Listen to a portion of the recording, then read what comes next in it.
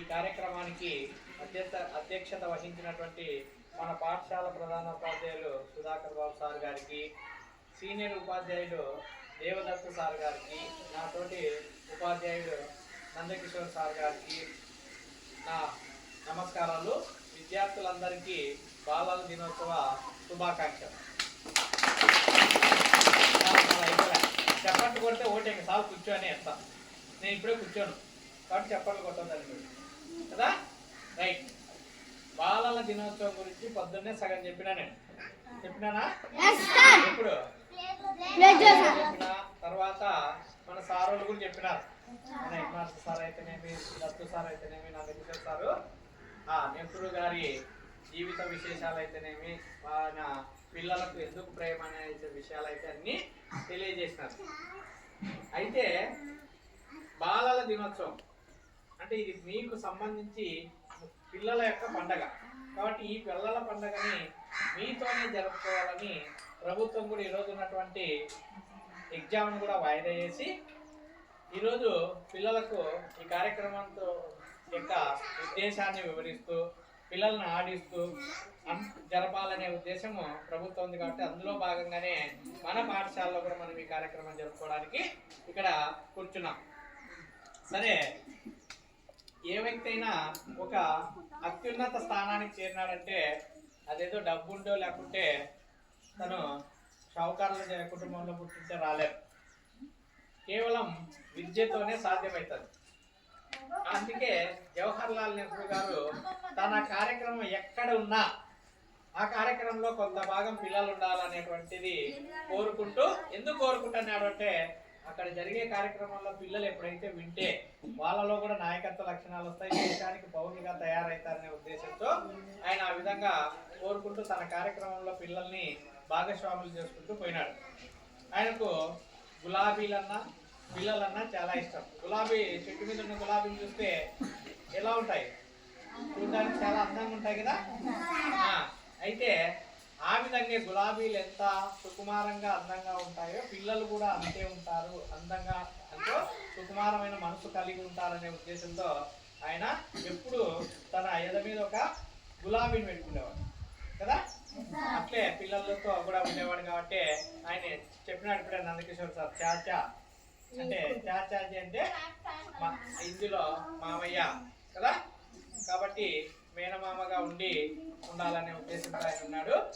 ఆయన పొద్దున్నే చెప్పినా నేను పిల్లల యొక్క భవిష్యత్తుకి ప్రణాళికలు వేసేటప్పుడే తల్లిదండ్రులకు ఏం చెప్పినాడంటే, మీరు ఒక సంవత్సరానికి ప్రణాళిక వేయదలుచుకుంటే ఆహార పంట ఏంటి అంటే సద్దాజొన్న ఇవన్నీ లేదు. ఒక 10-20 సంవత్సరాలకు ఒక ప్లాన్ వేయాలనుకుంటే ఒక పండ్ల మొక్కను నాటండి. అంటే ఒక పండ్ల మొక్కను నాటితే ఒక 10-20 సంవత్సరాలు అది ఫలాలను ఇస్తుంది. ఇట్లా కాకుండా ఒక జీవితానికి సంబంధించినటువంటి ప్లాన్ వేయాలనుకుంటే ఒక వ్యక్తిని విద్యావంతుని చేయండి అని చెప్పినాడు. అంటే విద్య యొక్క ప్రాధాన్యతను ఎంత ఇదిగా చెప్పినాడు. సంవత్సరానికే ప్లాన్ అనుకుంటే ఆహార పంట ఆ సంవత్సరంతో అయిపోతుంది. 10-20 సంవత్సరాలకు అనుకుంటే పండ్ల తోట. అదే జీవితానికి సంబంధించి అనుకుంటే పిల్లలు విద్యావంతులు చేయడం. అంటే విద్య యొక్క ప్రాధాన్యత ఆ రోజే ఆయన గుర్తించి అందుకోసమనే ఎన్నో పాఠశాలలను నెలకొల్పడానికి విద్యాభివృద్ధికి చాలా కృషి చేసినాడు. కాబట్టి ఆయన ఈరోజు మనము ఓన్లీ ప్రధానమంత్రిగా చేసినాడని గుర్తు చేసుకోవడంలే, ఆయన విద్య యొక్క అభివృద్ధి పిల్లల యొక్క అభివృద్ధి కోసం చేసినాడు. కాబట్టి ఆయన దినోత్సవాన్ని మనము విద్యాభివృద్ధి కోసం చేసుకుంటున్నాము. పిల్లలు ముఖ్యంగా తెలుసుకోవాల్సింది ఏమంటే ఒక సూత్రం బాగా గుర్తుపెట్టుకోండి, ఎప్పటికైనా గుర్తుపెట్టుకోండి. ఎప్పుడైనా ఎదిగేటప్పుడు చెవులు మూసుకోండి, ఎదిగినాక నోరు మూసుకోండి. ఎదిగేటప్పుడు చెవులు ఎందుకు మూసుకోవాలప్ప అంటే ఎవరన్నా ఏమన్నా అనుకుంటాను అవి మనం వినాల్సిన అవసరం లేదు, మన పని మనం చేసుకుంటూ పోవడం. అప్పుడు అభివృద్ధిలోకి వస్తాం. నువ్వు నీ పని చేస్తుంటే ఆయన అట్లనే ఇయర్పిట్లనే వాడిట్లనే ఇవి వినుకుంటున్నావు అనుకో, నువ్వు ఈడే ఉంటావు, వాళ్ళ గురించి ఆలోచించుకుంటుంటావు. అప్పుడు ఏం చేయాలంటే నీ అభివృద్ధి అంతా చదువు అన్నప్పుడు ఇట్లా చెవులు మూసుకో. నువ్వు ఎదిగిన తర్వాత నోరు మూసుకోవాలి. నోరు మూసుకోవాలంటే నువ్వు అప్పుడు ఏం మాట్లాడినా అయిపో ఆ మాట అనే బాగా డబ్బు వచ్చింది, దండిగా అయిపోయింది, కనపడకుండా మాట్లాడుతున్నారు అంటారు. కాబట్టి ఎదిగే వరకు ఏం మూసుకోవాలా? ఎదిగిన తర్వాత మూసుకుంటే అంత సమాజం అంతా గౌరవిస్తుంది. నేను మామూలుగా చాలాసార్లు మీకు చెప్తాను, మనం చేసే పనిలో మనస వాచ కర్మన ఎప్పుడైతే దృష్టి పెడతామో అప్పుడు ఖచ్చితంగా సాధిస్తాము. ఇప్పుడు మీ పని ఏమి? చదువుకోవడానికే బడికి వస్తున్నారు కదా. అంటే ఇప్పుడు మీ దృష్టి అంతా మీ మనసులో అంతా ఏముండాలా? చదువుకోవాలని ఉండాలా. వాచ అంటే మాట్లాడే ప్రతి మాట దేని గురించి మాట్లాడాలా? కర్మ, కర్మ అంటే పని, చేసే ప్రతి పని దేనికి సంబంధించింది ఉండాలా? అప్పుడే మీరు మనస వాచ కర్మన ఎప్పుడైతే పని చేస్తారో, నువ్వు చదివే కాదు ఏ పనైనా సరే, ఒక పని మొదలు పెట్టినావు అనుకో, ఈ 3 దృష్టిలో పెట్టుకొని చేస్తే ఆ పని ఖచ్చితంగా సక్సెస్ అవుతుంది. ఏమేమి ఉండాలా? మనస వాచ కర్మ. మనసు దాని మీదే పెట్టాలా, వాచ మనం మాట్లాడే మాట ప్రతిదీ దాని మీదే ఉండాలా, మనం చేసే ప్రతి కర్మ దానికోసం ఉంటే ఖచ్చితంగా ఏదైనా సాధించవచ్చు. ఇప్పుడు మనము ప్రతి ఒక్కరూ ఉన్నత స్థానాల్లో ఉన్నారంటే వాళ్ళందరూ చిన్నప్పటి నుంచి ఏదో పుట్టుకతోనే వాళ్ళకి అవన్నీ రాలేదు, లేదా ధనవంతులై పుట్టలేదు. వాళ్ళకి కేవలం దేని ద్వారా వచ్చింది? చదువుకోవడం ద్వారా. తర్వాత వినయ విధేయతలు ఉండాల. ఎప్పుడైతే మనిషి అభివృద్ధి కావాలంటే వినయ విధేయతలు ఉండాలా. వినయ విధేయతలు లేకుండా ఉంటే ఏ దాంట్లో కానీ నువ్వు ఉన్నత స్థానానికి పోయినా వినయ విధేయతలు లేకుండా, మాట తీరు సరిగ్గా లేకుంటే విలువలు ఉండవు. కాబట్టి విద్యార్థికి ముఖ్యంగా ఉండాల్సింది క్రమశిక్షణ, వినయ విధేయతలు. తర్వాత పాజిటివ్ నేచర్. పాజిటివ్ నేచర్ అంటే ఒక పని జరుగుతుందంటే నేనెందుకు చేయకూడదు అనేటువంటి పాజిటివ్గా ఆలోచించాలి. కానీ విద్యార్థి అయింది రాహుల్ ఖాన్ కంటే బాగా వస్తాయి, నేను చేయలేను, వాడికి జస్వంత్ గారు బాగా చదువుతాడు కానీ నేను చదవలేను అనే నెగిటివ్ మన మనసులో పడిందంటే ఏది చేయలేము. ఏం పాజిటివ్ ఉండాలా? వాడు చేసినప్పుడు నేను ఎందుకు చేయకూడదు? వాడికి ఏమన్నా 4 చెవులు 4 కాళ్ళు 4 చేతులే ఉండవు కదా. ప్రతి వ్యక్తికి దేవుడు సమానంగా అవయవాలన్నీ ఇచ్చినాడు. మనం చేయాల్సిందేమి? దానిని సక్రమంగా వినియోగించడమే. ఎప్పుడు ఏ సందర్భంలో ఆ సందర్భంలో మనం ఏం చేస్తున్నామంటే వినియోగించాల్సిన చోట వినియోగించుకోకుండా అనవసరమైన చోట్ల దానిని వినియోగించుకుంటూ దుర్వినియోగం చేస్తున్నాం. మనకు చెవులు ఇచ్చింది వినడానికి, మనం చదువు వినేదానికంటే డ్యాన్సులు పాటలు వినేదానికి ఎక్కువ కేటాయిస్తాం. ఆడైతే బాగా ఇంట్రెస్ట్ చూస్తాం. అంటే అందరూ కాదు కానీ మనం చేయాల్సింది ఈ విద్యార్థి దశలో వినడం. ఏం వినాలా? చదువుకు సంబంధించిన విషయాలే వినాలా. అట్లే మాట్లాడడం కూడా అనవసర విషయాలన్నీ బయట ఎవరివో మనకు సంబంధం లేని విషయాలు మాట్లాడి సమస్యలు తెచ్చుకునే కన్నా ఏమి మాట్లాడాలా? మన ఇప్పుడు ఒక స్నేహితుని కలిసినామనుకో, ఆ రోజు బడికి రాకపోతే సార్లు ఏం చెప్పినారు, సరే ఈరోజు చెప్పిన దాంట్లో ఇద్దరు ఉన్నారనుకో, అది అంతకంటే ఏ విధంగా బాగా చేయొచ్చు, మనం ఎట్లా లెక్క చేయాలా, ఈ విధంగా చదువు మాట్లాడుకుంటుంటే ఏ సమస్యలు రావు. అట్లా కాకుండా మీరు ఇద్దరు కలిసి ఇంకో 3వ వాని గురించి మాట్లాడారనుకో, సమయము వృధా, మీకు దానివల్ల వచ్చింది ఏమీ లేదు, కానీ సమస్యలు అయితే వస్తాయి. ఇప్పుడు మీరిద్దరు కలిసి 3వ వ్యక్తి గురించి మాట్లాడుతుంటారు, అది ఇంకొకటి వింటాడు, వానికి పోయి చెప్తాడు, రాహుల్ గారు జస్వంత్ గారు నీ గురించి తిట్టుకుంటారులే అంటాడు. వాడు వచ్చి మీ దగ్గరికి వచ్చి కొట్లాడ పెట్టుకుంటాడు. దానివల్ల ఉపయోగపడింది లేదు, చేసింది లేదు. అదే మీరిద్దరు చదువు గురించే మాట్లాడినారనుకో, ఎవడన్నా మీ గురించి ఎవరికైనా చెప్పాల్సిన అవసరం ఉంటుందా? ఉండదు. ముఖ్యంగా ఆడపిల్లలు కూడా బయలుకి వచ్చిన తర్వాత చదువు, ఇంటి దగ్గర ఉన్నప్పుడు తల్లిదండ్రులకి కనీసము మీరు చేయగలిగిన సహాయం చేయాలి. అది చిన్నప్పటి నుంచి అలవాటు పడితే పెద్దగా అయిన తర్వాత వస్తుంది. ఇందాక సార్ చెప్పినాడు, మనకు కొన్ని అలవాట్లు ఏర్పడాలంటే మన నడవడికలు. ఎప్పుడైతే వాడు అబ్బా పర్వాలే ఆ పిల్లోడు అంటే అది జీవితంలో అట్టే పనికి వస్తుంది.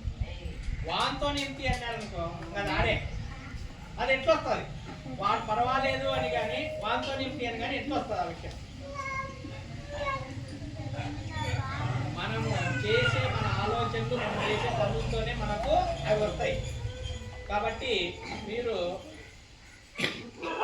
నేను ఎప్పుడు చెప్పేది ఒకటే, ఈ టైంలో మీ పని అంతా చదువుకోవడమే, ఇంకా వేరే ఆలోచనలు రాకూడదు. ఇంకా బాగా గమనిస్తున్నాము క్లాసుల్లో 3, 4, 5 తరగతులలో సార్ బయటకు వస్తే చాలు అల్లరా, పక్కన గిల్లుకోవడము, గిచ్చుకోవడము, ఇవన్నీ చేస్తున్నారు. అవి బాగా తగ్గించుకోండి. ఎంతసేపు చెప్పినా ఇదే, కానీ నేనైతే రోజు చెప్తానే ఉంటాను. ఎందుకంటే మా పని అది, మీకు చదువు చెప్పడానికి, క్రమశిక్షణ నేర్పించడానికే బడికి వచ్చినాము. అవి చెప్తానే ఉంటాం. దాన్ని వినియోగించుకున్నాడు సక్సెస్ అవుతాడు. వినియోగం చేసుకోకుండా వాళ్ళు ఏదో చెప్తున్నారు మేమేం వినాలే అని అనుకున్నాడు జీవితంలో బాగుపడాడు. పెద్దోళ్ళు చెప్పినారు మొక్కై వంగంది. చిన్నప్పుడు ఎటువంటి లక్షణాలు ఎటువంటి అలవాట్లు ఉంటాయో పెద్దగా అయినాక కూడా అవే అలవాట్లు అవే లక్షణాలే వస్తాయి. మళ్ళీ మధ్యలో ఏం మారు. కొంతమంది మారుతారు. ఎవరు ఎట్లా మారుతారు తెలుసా? మధ్యలో మారుతారు. ఎట్లా మారుతారంటే ఒక మంచి లక్షణాలు ఉన్నోడే ఉంటాడు. వాడికి హై స్కూల్కి వచ్చిన తర్వాత ఒకడు తోడవుతాడు. వానికి అన్ని చెడ్డ అలవాట్లు ఉంటాయి. వాడు వీడిని మార్చే చూస్తాడు. వీడికి వానికి కొంత తోడైనాడు అనుకో ఇంకా అన్ని ఆ వాన అలవాట్లు వచ్చేస్తాయి. అందుకే 6 నెలలు సహవాసం చేస్తే వాడు వీడవుతాడని చెప్తారు శాస్త్రం. ఒకరితో మనం ఒక 6 నెలలు సహవాసం చేస్తే వాని లక్షణాలన్నీ మనకు వచ్చేస్తాయి. అయితే మనం గుర్తుపెట్టుకోవాల్సింది ఏమంటే శాస్త్రాన్ని కూడా సామెతను కూడా మార్చాలా. ఏం మార్చాలా? వాళ్ళ దగ్గర ఏ లక్షణాలన్నీ ఉన్నాయి మనం వాడు కాకూడదు, వాడు మనం కావాలా. మనం ఎమ్మటి తిరిగిన దానికి వాడు మన లక్షణాలు రావాలి కానీ వాడి లక్షణాలు మనకు రాకూడదు. ఎప్పుడు నేను నమ్మే సిద్ధాంతం అదే. నేను ఎవరితోన్నా స్నేహం చేయని, నా లక్షణాలు వాళ్ళకి వస్తే చూస్తాను తప్ప వాళ్ళ లక్షణాలు నేను అలవాటు చేసుకోను. మంచివైతే తీసుకుంటా. మీరు కూడా మీరు సహవాసం చేసేటప్పుడు మంచివాడా కాదా అనేది సెలెక్ట్ చేసుకొని చేయండి. స్నేహం చేసిన తర్వాత వాళ్ళలో ఏం గ్రహించాలి? మనము మంచి లక్షణాలు గ్రహించాలి. చెడు ఉంటే వదిలేయాల. మన ప్రయత్నం చేసి వదిలించడానికి ప్రయత్నం చేసి వాడు మారకపోయినాడు అనుకో ఇంకా జీవితాంతం వానమ్మటి ఉండాల్సిన అవసరం లేదు. వాడిని వదిలేస్తే మనం బాగుపడతాం. అట్లా కాకుండా వాడేమనుకుంటాడో వీడేమనుకుంటాడో అని చెప్పేసి వాడి కోసం నువ్వు మారాల్సిన అవసరం లేదు. నీకు లేని అలవాటు వాడి నుంచి నువ్వు నేర్చుకోవాల్సిన అవసరం లేదు. అర్థమైందా? కాబట్టి మంచి విద్యార్థులుగా మారాలంటే మంచి లక్షణాలు కలిగి ఉండాలి. నేనుగా కొన్ని సందర్భాల్లో చెప్పిన, ఇప్పుడు మీటింగ్ జరుగుతుంది. కింద ఎంతమంది కూర్చున్నారు? 70 మంది ఉన్నారు అనుకో మన పాఠశాలలో. వీళ్ళ పైన ఎంతమంది ఉన్నాము? 4 ఉన్నాం. అంటే మీరు భవిష్యత్తులో కూడా మీరు ఆడ కూర్చోడానికి ప్రయత్నం చేయాలా? ఆ నలుగురిలో కూర్చునేసి నేను ఆడ ఉండాలా అనే దానికి ప్రయత్నం చేయాలి. అది ఊరికి అవుతుందా? దానికి కొన్ని క్వాలిటీస్ కావాల్సి వస్తుంది, కొన్ని మనం కష్టపడితే వస్తుంది. ఇప్పుడు మేము ఇక్కడ కూర్చుంటున్నాం 4 అంటే ఎందుకు కూర్చున్నాం? ఇక్కడ టీచర్లు అయినారు కూర్చున్నాం. ఇదే కాదు, ఒక పెద్ద సమావేశం జరుగుతుంది. సమావేశంలో కూడా కింద 100 మంది పైన 5 మంది. మన ప్రయత్నం ఏం చేయాలా? 5 మందిలో నేను ఒకరిని ఉండాలా అనేటువంటిది మనసులో సంకల్పం గట్టి ఉండాలా. ఊరికే ఉంటే అవుతుందా? నువ్వు డబ్బులు పెడితే ఇస్తారా పైన స్థానము? మళ్ళీ ఎప్పుడు వస్తుంది? మన దగ్గర ఆడ కూర్చోగలిగినటువంటి క్వాలిటీస్ మనం సంపాదించుకోవాలి. ఆడికి చేరగలిగేటువంటి క్వాలిటీస్ అవి దేని ద్వారా సాధ్యమవుతుంది? చదువు ద్వారానే సాధ్యమవుతుంది. వింటే నేను ఎంతసేపు అయినా చెప్తాను. కాబట్టి మనము మంచి ఎప్పుడు గుర్తుపెట్టుకోండి, పాజిటివ్గా ఉండండి. పాజిటివ్ అంటే ఏమి? నేను చేయగలను అది మనసులో పెట్టుకోండి. నేను చేయలేనని మనసులో పడింది అనుకో నువ్వు ఏమీ చేయలేవు. నేను చేయగలను అనుకుంటే ఏ రకంగా చేయొచ్చు. పెద్ద గుండు ఉంటుంది, ఒకంతా ఎట్లా కాదు దాన్ని దొలిచ్చే. కానీ నేను చేయగలను అనుకుంటే 10 మందిని తోడు చేసుకొని దానికి కావాల్సినటువంటి పనిముట్టు సమకూర్చుకొని గుండుని దొబ్బుతాం. ఫస్ట్ దాన్ని చూస్తే నువ్వు ఓయప్ప నాతో ఎప్పుడైతే రాకుండా దొబ్బేదంటే అది ఆడే ఉంటుంది, నువ్వు వీడే ఉంటావు. ఎప్పుడే కానీ దాన్ని నేను ఎందుకు చేయకూడదు అనేది మనసులోకి తెచ్చుకోండి. ఖచ్చితంగా అవుతుంది. అది చదువు కావచ్చు, పని కావచ్చు, సంసారం కావచ్చు, వ్యవహారం కావచ్చు. కాబట్టి ప్రతి ఒక్కరూ మంచి పాజిటివ్ దృక్పథంతో చదవండి. ఇది ఇంకోటి మీరు ప్రైమరీ స్కూళ్ళలోనో తర్వాత హై స్కూల్ స్థాయి వరకు ఎవరైనా మీకు పర్సనల్గా చెప్పేది. ఆ తర్వాత ఎవరు బతుకు వాళ్ళే, ఎవరు చెప్పలేరు అంత క్లియర్గా. కాబట్టి మంచి విషయాల్ని మీకు ఒక దేవుడు ఇప్పుడు ఒక మంచి అవకాశం ఇచ్చినాడు అంటే విని దాన్ని సద్వినియోగం చేసుకోండి.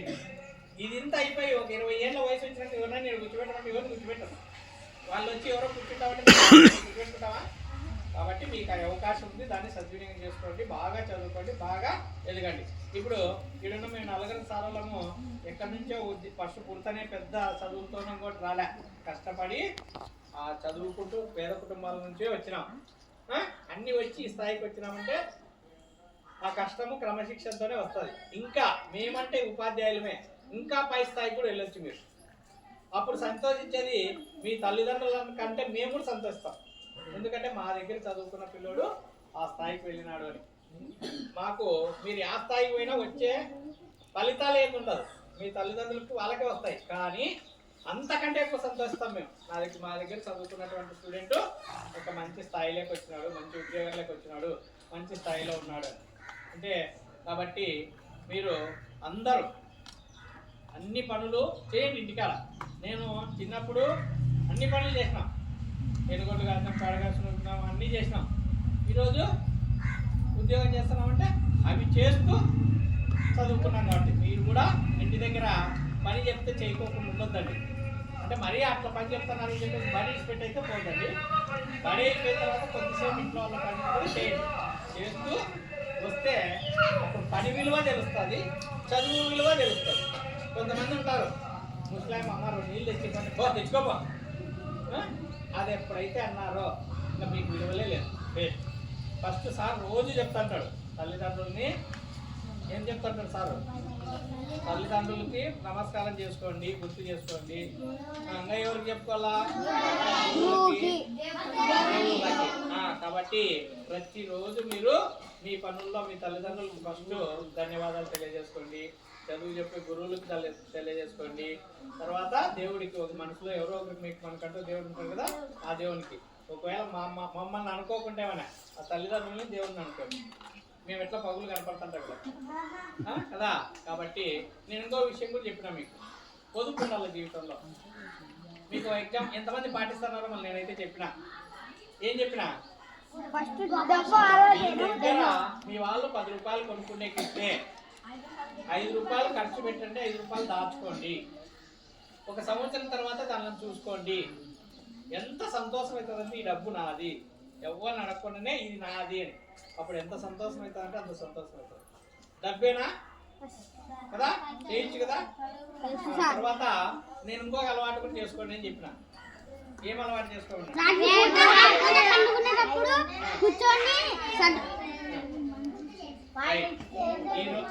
ప్రతిరోజు రాత్రి పడుకునేటప్పుడు ఈరోజు నేనేం చేసినాను అని గుర్తు చేసుకొని, ఎక్కడైనా తప్పు చేసింటే ఆ తప్పును సరిదిద్దుకునే ప్రయత్నం చేయండి. మంచి చేసింటే సంతోషించండి. అది ప్రతిరోజు అలవాటు చేసుకోండి. ఖచ్చితంగా అది ఉన్నప్పుడు మంచి అలవాట్లు వస్తాయి, మంచి లక్షణాలు వస్తాయి. కాబట్టి ప్రతి విద్యార్థి ప్రతిరోజు రాత్రి అయితేనే నేను పొద్దున్న నుంచి ఏం నేర్చుకున్నా, ఏం చదివినా, ఏదైనా పొరపాటు చేసినా నేనేం చేస్తున్నా అది గుర్తు చేసుకుని, రేపు ఆ పొరపాటు చేయకూడదు. నీకు అక్కడ గుర్తు చేసుకుంటానంటే వాడు నేర్చుకున్నాను, నేను నేర్చుకోవాలి, రేపు నేర్చుకోవాలనేటువంటి పట్టుదల వస్తుంది. కాబట్టి ఇటువంటి మంచి అలవాట్లన్నీ చేసుకుంటూ మంచి స్థాయికి వస్తారని ఆశిస్తూ, ఈ అవకాశం ఇచ్చినటువంటి ప్రధానోపాధ్యాయుల వారికి, నా తోటి ఉపాధ్యాయులందరికీ ధన్యవాదాలు తెలియజేసుకుంటూ నా ప్రసంగాన్ని ముగిస్తున్నాను.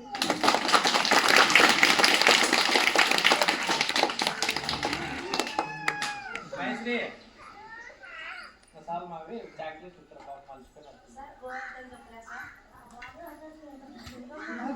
మర్చిపోయినా.